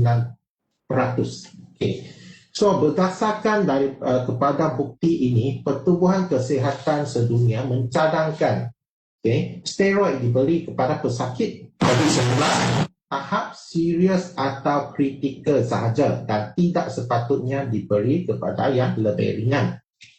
Jadi adakah walaupun rawatan ini berkesan, adakah ini berita baik jika kita tengok balik dia punya figure, angka dia sebenarnya bukan satu berita yang agak menarik. Sebab kalau you tengok, untuk mereka yang dapat penyakit kritikal, 1 dalam 2 akan meninggal tanpa steroid. Kalau diberi steroid, tetap 1 dalam 3 pesakit akan meninggal. Peratusan yang agak tinggi. Untuk mereka yang ada COVID-19 yang serius, 1 dalam 3 pesakit akan meninggal tanpa steroid. Walaupun mereka diberi steroid, kadar kematian adalah 1 dalam 4 tetap tinggi. Right? Jadi walaupun ada rawatan, tetapi lebih baik daripada tiada lah. Okey, ini berikut merupakan bukti, merupakan kajian berkaitan dengan steroid dalam COVID-19 lah. Beribu pesakit dikaji. Right? Okay. Rawatan spesifik COVID-19 yang kedua yang saya perlu kongsikan adalah ubat antiviral nama Remdesivir. Ini sangat diperkatakan sebelum ini. Fungsi dia memendekkan tempoh untuk COVID-19 sembuh. Daripada satu kajian nama ACCT1 menunjukkan selama 5 hari. Okay. Walau bagaimanapun, bukti-bukti daripada kajian seterusnya melibatkan sampel yang besar menunjukkan sebenarnya Remdesivir tidak dapat mengurangkan kadar kematian, tidak mengurangkan masa untuk virus hilang ataupun perkembangan ataupun mengurangkan tempoh tinggal dalam hospital secara ketara berbanding dengan rawatan sokongan. Dan ubat ini mahal, satu kos lebih RM10,000. Okay. Dan juga mempunyai kesan sampingan seperti radang hati. Oleh itu, berdasarkan bukti ini, Pertubuhan Kesihatan Sedunia mencadangkan supaya tidak memberi Remdesivir kepada pesakit COVID-19 yang menerima rawatan sokongan. Right? Okay. Ubat berikut merupakan kajian yang dijalankan untuk Remdesivir 7,000 pesakit. Right? Okay. Bagaimana pula dengan rawatan lain? Okay? Hydroxychloroquine dan chloroquine. Ini merupakan ubat anti malaria, murah, senang didapati. Ubat ini banyak digunakan di Malaysia semasa gelombang yang kedua, awal tahun ini. Di kalangan mereka yang ada jangkitan paru, okay? Dalam COVID-19. Selepas setahun, bukti-bukti daripada kajian menunjukkan sebenarnya ubat ini tidak memberi banyak faedah. Sebaliknya banyak kesan sampingan ke atas jantung. Oleh itu, pada hari baru-baru ini, ubat ini telah tidak dicadangkan untuk diberi dalam COVID-19. Okay. Bagaimana pula dengan ubat lain? Lopinavir, ritonavir, favipiravir itu antiviral. Interferon IL-6 itu anti-inflammatory dan itu covalent plasma bermaksud darah daripada pesakit yang sembuh dan mempunyai antibodi. Semua rawatan ini setakat hari ini masih kekurangan bukti yang kuat dan Pertubuhan Kesihatan Sedunia mencadangkan tidak diberi dalam, hanya boleh diberi dalam konteks penyelidikan. Right? Semua rawatan ini sebenarnya available, ada di Malaysia. Lopinavir digunakan dalam ketika gelombang kedua. Okay. Dan bukti baru-baru ini menunjukkan ubat ini hampir sama dengan hydroxychloroquine risiko dia. Right? Okay. Bagaimana pula dengan rawatan tradisional alternatif? Tiada bukti, tidak dicadangkan. Okay. Memandangkan kita tidak mempunyai rawatan yang baik, jadi kita terpaksa fokus kepada vaksin, memberi harapan kepada vaksin. Okay, izinkan saya kongsi sedikit tentang immunity kelompok, herd immunity. Okay. Kita tengok gambar bahagian kanan, kita mempunyai 3 populasi. Biru, orang manusia yang normal, merah, manusia yang ada COVID-19, dan kuning, mereka yang mendapat imunisasi dan mempunyai antibodi.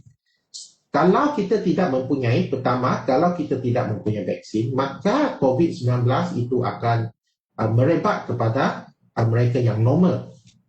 Dalam sesuatu komuniti, jika terdapat vaksin, tetapi vaksin itu kurang berkesan ataupun bilangan populasi yang mendapat vaksin adalah kurang, maka vaksin ini setakat dapat melindungi mereka yang diberi vaksin dan mempunyai antibodi. Manusia biasa yang lain tetap akan dijangkit penyakit tersebut. Right? Dan ini situasi ketiga merupakan apa yang kita mahu. Dalam satu komuniti terdapat vaksin yang sangat berkesan dan vaksin ini diberi kepada populasi dalam bilangan yang besar. Dan akibatnya banyak manusia dalam populasi tersebut mempunyai perlindungan dan mereka bukan setakat melindungi sendiri daripada COVID-19, malah mereka juga boleh melindungi mereka yang tidak mendapat vaksin atau tidak menghasilkan antibodi selepas vaksin. Jadi berdasarkan teori herd immunity ini, so saran saya nanti kalau ada vaksin, saya berharap semua orang boleh ambil vaksin ini, bukan sahaja melindungi anda sendiri, tetapi juga melindungi orang lain yang belum mendapat vaksin ataupun tidak mampu menghasilkan antibodi selepas vaksin. Right? Okay.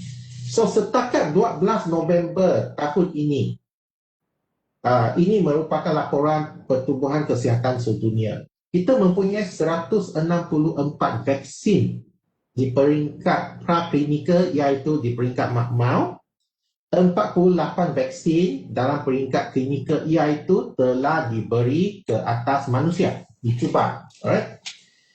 Fasa 1 terdapat 21 vaksin. Fasa 1 merupakan kajian untuk mengkaji keselamatan dan kesan sampingan vaksin. Selepas berjaya, mereka akan bergerak ke fasa kedua. 16 ubat vaksin dalam fasa kedua, iaitu mereka diberi vaksin dan mengkaji sama ada badan menghasilkan antibodi. Right? Dan selepas berjaya fasa kedua, bergerak ke fasa 3. Setakat ini terdapat 11 vaksin. Dalam fasa ketiga, kita bahagikan sampel kepada dua kumpulan. Satu kumpulan dapat vaksin, satu kumpulan tidak dapat vaksin, dan mereka akan bergerak di dalam komuniti yang mempunyai insiden COVID yang tinggi. Dan selepas satu tempoh, kita mengkaji kumpulan mana yang lebih kerap mendapat COVID-19. Berikut merupakan 11 vaksin dalam fasa 3. Semua dalam bentuk suntikan ke dalam otot injection, dan kebanyakan hampir semua memerlukan sekurang-kurangnya 2 dos. Right? Tempoh berlainan. Antara yang sering diperkatakan baru-baru ini termasuk Pfizer, Moderna, 2 daripada Amerika Syarikat. Next one, Gamaleya Research Institute, ini Russia, nama vaksin Sputnik V, CanSiro, dan juga Sinovac daripada China. Dan baru ini dari AstraZeneca dengan Oxford, UK. Right. So kita ikuti perkembangan terkini melalui gerakan akhbar. From the start. CanSiro dari China, selepas fasa kedua, mereka telah memberi vaksin ini kepada tentera mereka di China pada bulan 6 selepas fasa kedua saja. Mereka sekarang dalam fasa ketiga kajian.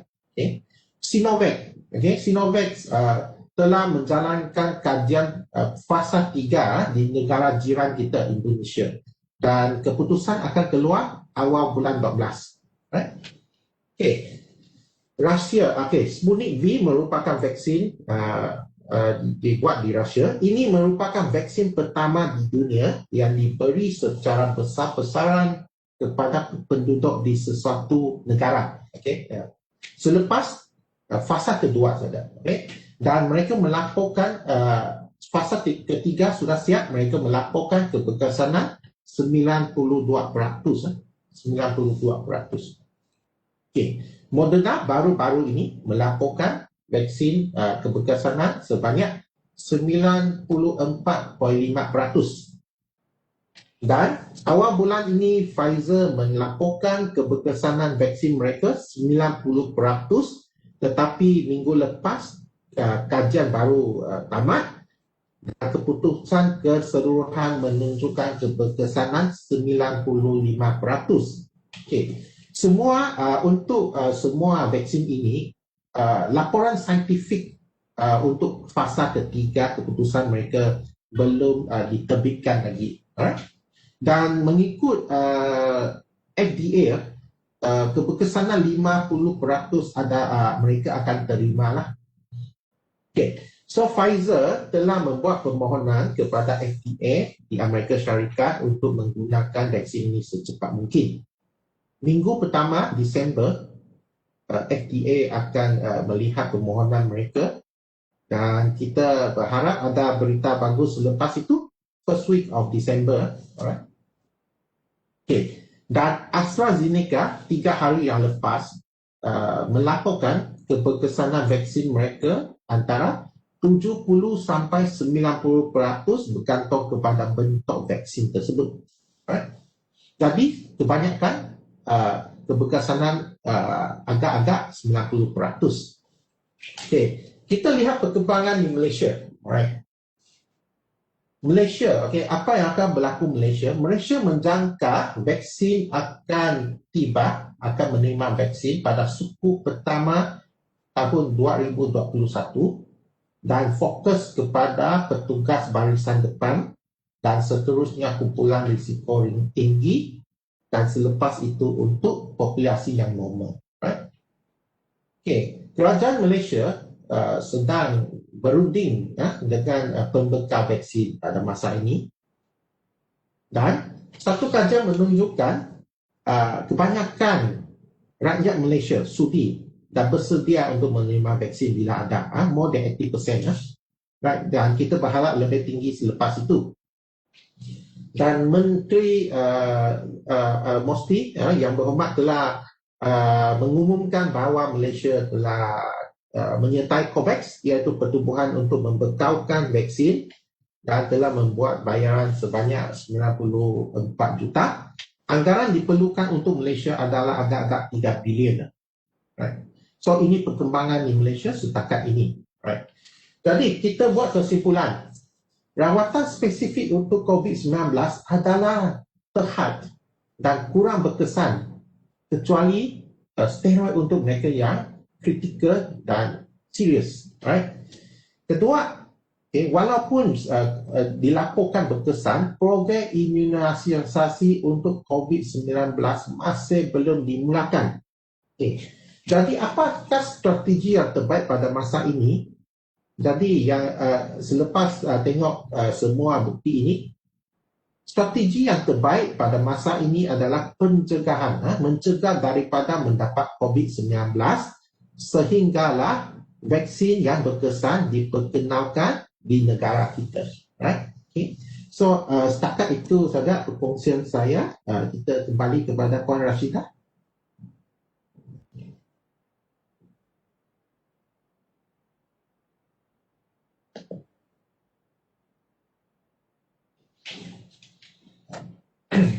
Okay, terima kasih kepada Prof. Madia Dr. Chai dengan penerangan tentang rawatan dan ubat-ubatan yang berkaitan yang digunakan untuk merawat COVID-19. Apa yang kita dapat lihat jadi daripada pembentangan slide Dr. Chai, kita memang bergantung sepenuhnya dengan vaksin dan rawatan-rawatan yang sedia ada sekarang tu merawat pesakit-pesakit COVID yang sedia ada, adanya mempunyai kesan sampingan yang antaranya adalah agak serius, itu boleh mengakibatkan kematian. Okey, jadi untuk sisi seterusnya kita telah menerima pelbagai soalan-soalan telah masuk, Prof. Nampak gayanya saya nak memajukan dulu persoalan pertama kepada Prof. Daripada Sheila Yong. Salam sejahtera, nak tanya Unimas sekarang masih ada student yang menetap di kampus. Jadi macam mana management Unimas buat masa ini? Adakah pelajar di kampus tersebut terlindung daripada COVID? Silakan Prof. Terima kasih Puan Rashidah dan terima kasih kepada yang bertanyakan soalan tersebut. Soalan yang paling challenging agaknya bila ditanya adakah semua pelajar di kampus tersebut terlindung daripada COVID. Kita telah cuba sebaik mungkin. We have done our best mengawal, itu yang saya sebut tadi. Kita nak kawal manusia dulu supaya pastikan bahawa penyakit itu tidak menular ke dalam kampus. Setakat ini, so far so good. Alhamdulillah kita dapat mengawal. Tetapi pelajar juga perlu faham dengan arahan-arahan semasa yang diberikan oleh universiti bukan bertujuan untuk menyusahkan pelajar, tetapi kita sama-sama pastikan bahawa kita sama-sama jaga diri kita sendiri. Contohnya, kalau pelajar masih juga tak mau dengar, kita kata jangan keluar pada waktu tertentu, kita make sure supaya keadaan selamat, jangan terlalu kerap sangat mix around ataupun dalam keadaan tertentu, kawal penjarakan. Kalau pelajar boleh bantu kita dan juga staff lah boleh bantu kita, I think kita dapat mengawal penularan tersebut. Setakat ini, we are doing our best, and but above all, I think we need your support. You also have to help us by helping yourself. Thank you. Soalan seterusnya, bagaimanakah perancangan UNIMAS untuk memastikan student dapat terus belajar seperti sedia kala? Nak pastikan bahawa kita boleh belajar seperti sedia kala sebelum COVID, it is, nak kata impossible tu tidak juga, tetapi peluang setakat ini masih agak tipis kerana kita dah dengar tadi penjelasan bahawa vaksin masih lagi dalam peringkat mungkin dah peringkat akhir, tetapi untuk sampai kepada semua agaknya ini akan memakan masa yang begitu panjang kerana ada prioriti-prioriti yang telah disebutkan tadi, frontliner, vulnerable group dan sebagainya, kemudian baru sampai ke kita. Jadi pada saya, kalau kita nak katakan bila boleh kita masuk kuliah seperti sedia kala, bergantung sepenuhnya pada keadaan semasa, keadaan di dunia, keadaan di negara, di negeri dan juga di UNIMAS sendiri. Jadi very subjektif, saya tidak dapat jawab seperti sedia kala. Dia bergantung kepada bagaimana kita menghapuskan wabak COVID itu sendiri. Soalan seterusnya Prof ni adalah berkaitan dengan pelajar postgrad. Is there a rationale not to allow postgrad students to those living in an off-campus in Semarahan, especially those working under research project, to return to UNIMAS, as we only exist in very small numbers, often alone in the labs working? Don't we pose a far lower risk compared to staff? Would like to hear from you. Yeah, thank you very much for the question. It is a very, I think it's a bonus question, if I may. I understand fully that the student, especially the postgrad student, needs to come to UNIMAS to complete or to finish their lab work and whatnot. But please try to understand whether or not you are in a small group or bigger group. When you transmit COVID, it doesn't have to be in a bigger group. It just take one person to come and spread the virus, and that's it. And the whole campus will be affected. We fully understand your problem. We fully understand.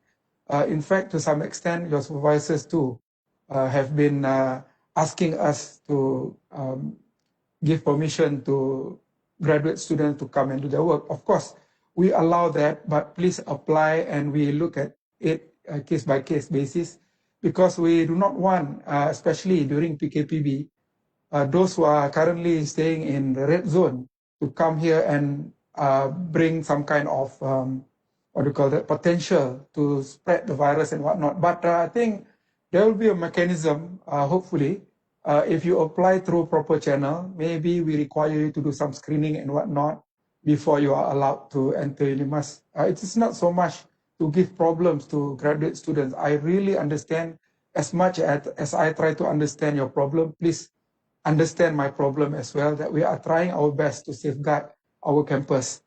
But having said that, there are always opportunity for us to discuss, and please let us know how urgent it is, how badly you need to use the lab, and at what stage your research is on at the moment.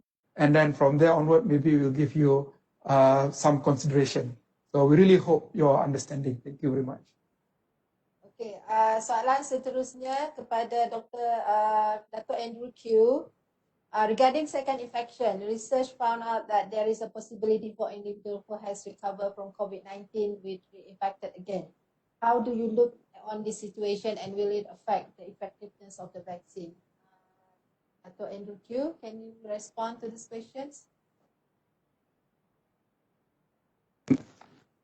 Yeah, I think Dr. Chai will be in a better position to understand that, to answer the question. But as we mentioned, as we know, nobody is very sure about the immunity that results from natural infection from this virus, and it may not be permanent. So it's not unusual for a second infection to be. Maybe Dr. Chai will answer that as well. Yeah, second infection after the first COVID infection. So far, they only reported in a small case, in a case report or case series like that. It's not in a big number.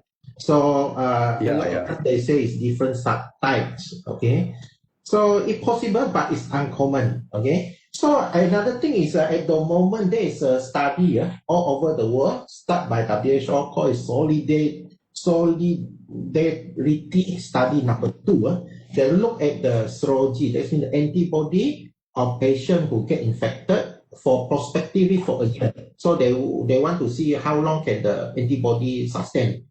And in Malaysia, IMI is conducting the study. It's already, I think, started a month ago. Also, they're asking volunteers, those infected by COVID-19 before, and please volunteer to them to see, to follow up on their antibody of COVID-19 in their body. So far, they see a drop after 8 weeks. Yeah. So it's difficult to answer. To be honest, it's difficult. Study is ongoing. Yeah. Okay. Okay. This is a question from Morris Bryan berkaitan dengan vaksin. How well can the vaccine give protection in the current scenario when mutation of the strain are still ongoing? Will it need to be annual vaccination like we have for seasonal flu? That is the first question. Maybe Dr. Chai. So the thing is, for the vaccine, despite there are a lot of reports, all the report is in the newspaper, you see. So usually we want to really look into that. We need to look at the paper, the original paper published. A lot of time they would go for paper like New England Medical Journal and said, unfortunately, none of the vaccine they release their proper scientific paper. So is we don't know. We really don't know. Subsequently, whether you need to repeat or not to repeat, we don't know. So we wait. I think probably the Pfizer one after they go through the FDA, let's say. So they might release the result after that, and we can see from that. But from the experience of respiratory virus, we got another 2 vaccines called pneumococcal and influenza. So pneumococcal is a bacterial one. So one of the vaccine will not need to repeat once in a lifetime, another one twice in a lifetime. But unfortunately for influenza is a different virus from COVID-19. They need yearly. They need to repeat yearly because got different strain, right?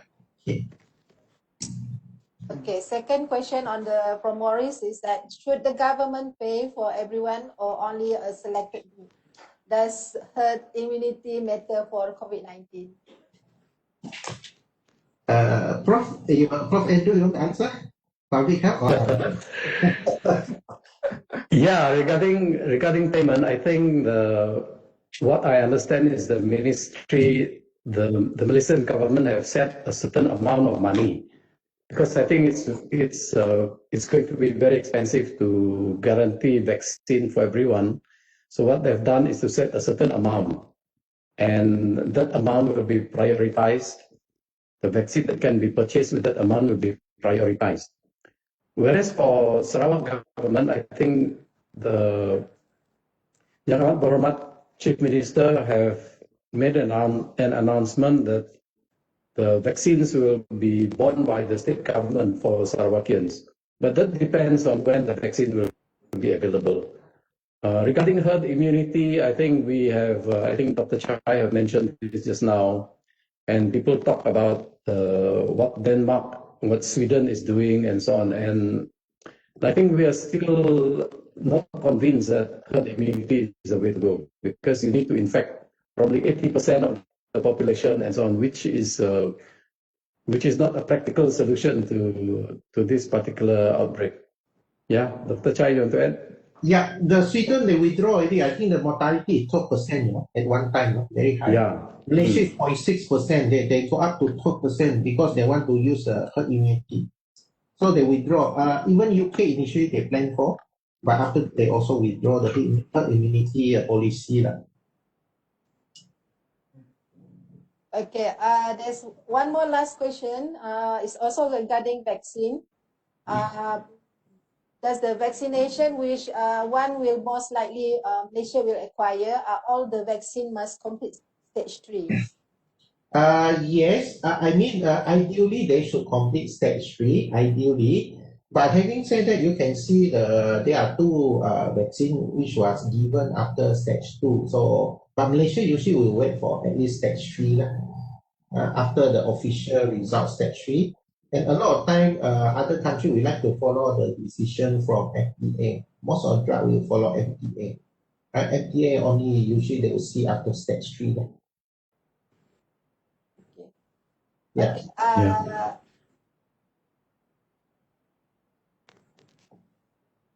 Okay, I think kita terpaksa berhenti setakat ini. Saya ingin ucapkan terima kasih kepada semua panel pada hari ini, Datuk Fadil, Datuk Andrew dan Dr. Chai bersama-sama kita untuk merungkai tentang COVID-19, whether it's a fact or myth.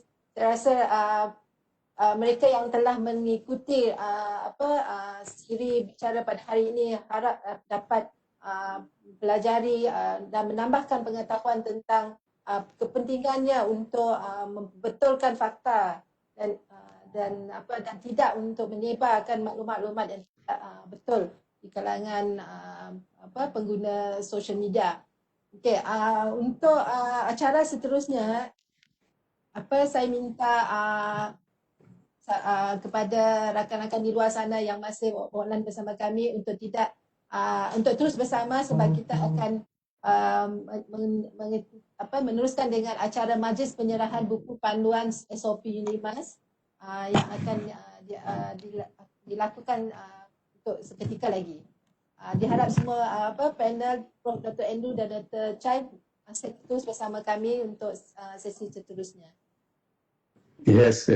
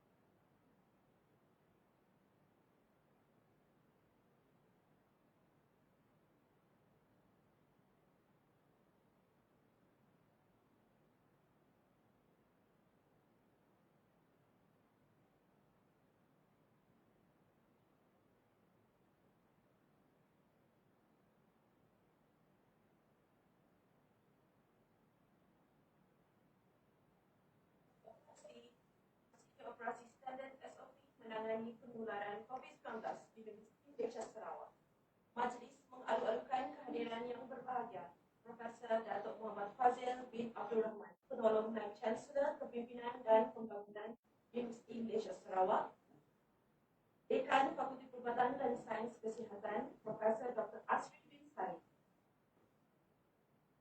Ahli Jawatan Kuasa COVID-19 UNIMAS Profesor Madya Dr. Eva binti Bujang Safawi, dan Div Hormat untuk acara kita pada pagi.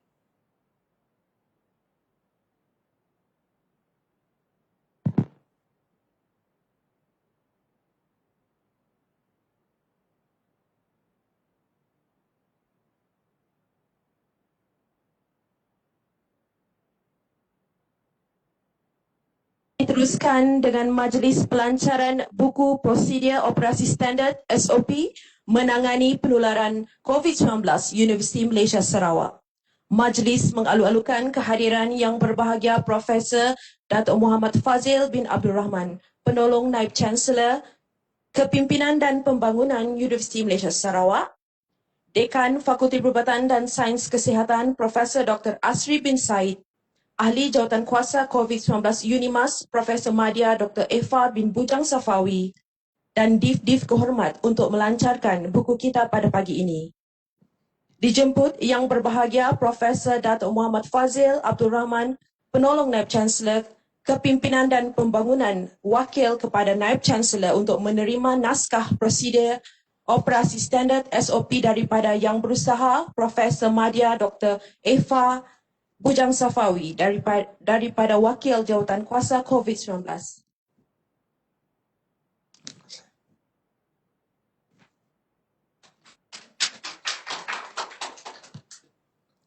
Dipersilakan yang berbahagia Prof untuk memberikan pesanan ringkas tentang buku yang baru saja dilancarkan sebentar tadi. Terima kasih.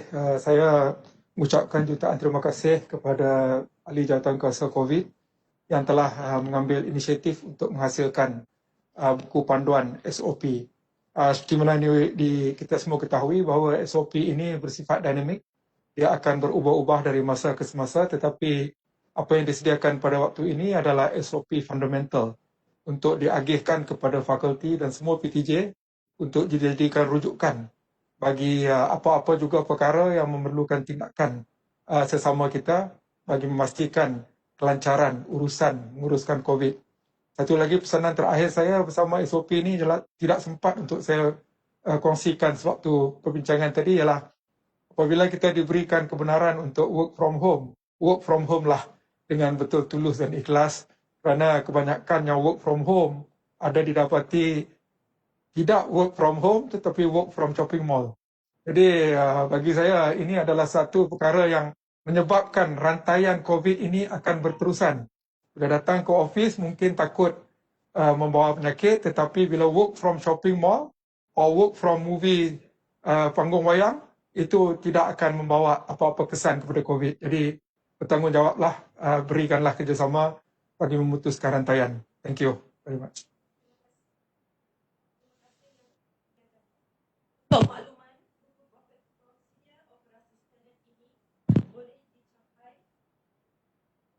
Boleh dicapai di laman sesawang UNIMAS dalam format PDF. Madah diungkap satun bicara, pantun dilantun mengusik hati, salah dan silap tutur bicara, mohon diampun seikhlas hati. Semoga kita berjumpa lagi di siaran Health Talk Series seterusnya. Bersama-samalah kita memutuskan rangkaian COVID-19.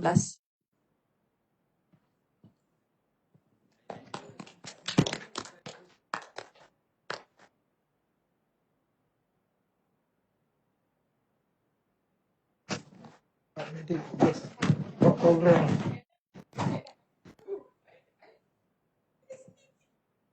Macam studio RTM ah.